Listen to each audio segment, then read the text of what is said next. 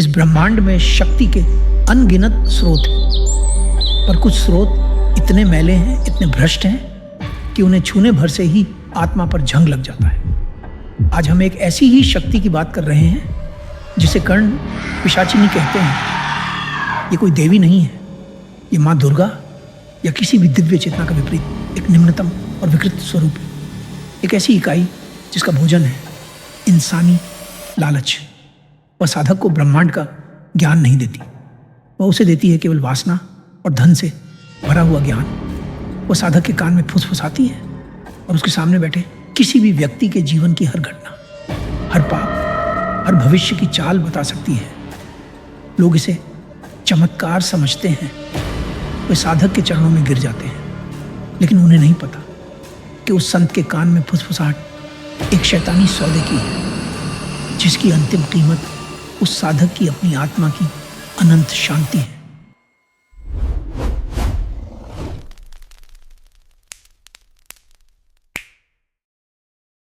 इस सिद्धि के लिए शरीर को तंत्र का मंदिर नहीं, बल्कि एक वासना की वेदी बनना पड़ता है। साधना शुरू होने से 10 दिन पहले साधक को स्वयं को मनुष्य के रूप में त्यागना होता है। ये 10 दिवसीय उपवास है, शुद्धिकरण का नहीं बल्कि अशुद्धिकरण का। उसे नहाना, दांत साफ करना या कपड़े बदलना सख्त मना होता है। सोचिए, 10 दिनों तक त्वचा पर जमा हुआ मैल, पसीना, धूल और शरीर के भीतर से उठती सड़ान। साधक का शरीर धीरे धीरे बदबू और गंदगी का एक चलता फिरता ढेर बन जाता है।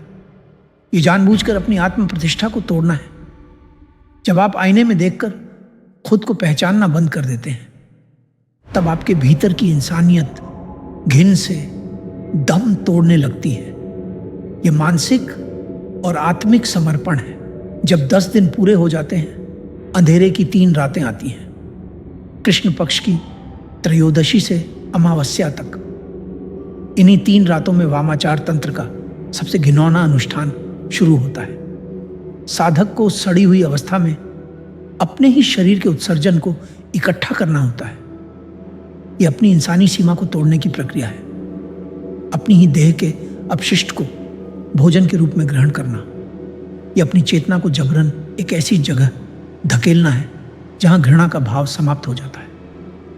आपका मुंह, जो कभी प्रार्थना के शब्द बोलता था, अब उस भयानक पदार्थ को स्वीकार करता है।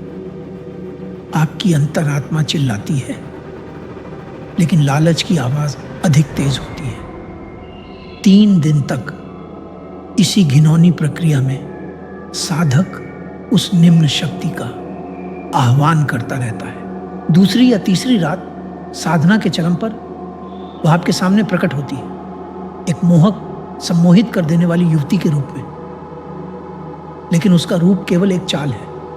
वह एक प्राचीन भूखी आत्मा है जो एक स्थायी ठिकाना चाहती है। वह साधक को प्रलोभित करती है और सिद्धि की अंतिम मुहर लगती है शारीरिक संबंध से। यह एक आध्यात्मिक बंधन है।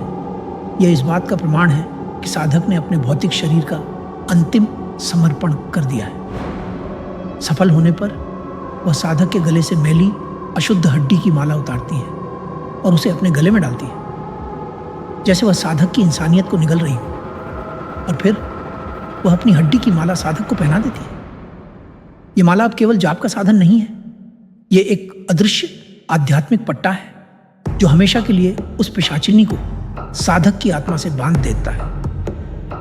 अब साधक सिद्ध है, वह सर्वज्ञानी है, मगर वह एक स्वतंत्र मनुष्य नहीं रहा। वह बस एक चलता फिरता मेजबान है।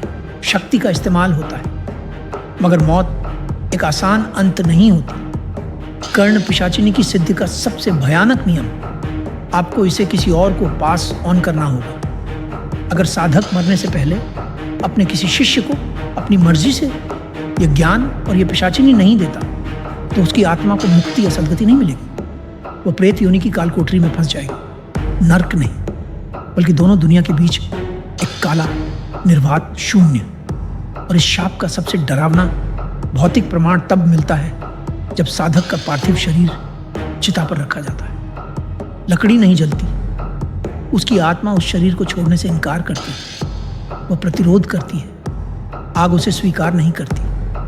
वह शरीर जलता नहीं, बल्कि मांस, चमड़े और टायर की तरह जलता है, एक असहनीय, रासायनिक, अमानवीय दुर्गंध के साथ। प्रकृति की शुद्धि भी उस शरीर को स्वीकार नहीं करती। उस आत्मा को तब तक प्रेत योनि में इंतजार करना पड़ता है जब तक कोई नया लालची साधक उस पिशाचिनी को स्वीकार न कर ले। हमने जो कहानी आपको सुनाई वो महज लोक कथा नहीं है।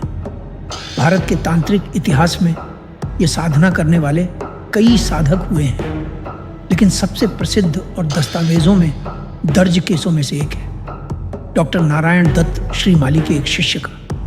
श्रीमाली जी ने अपनी किताबों में साफ लिखा है कि उनके उस शिष्य ने यह साधना पूरी की, उसे सिद्धि मिली। उसने अपने जीवन में अविश्वसनीय शक्ति और ज्ञान अर्जित किया, लेकिन फिर उसका क्या हुआ?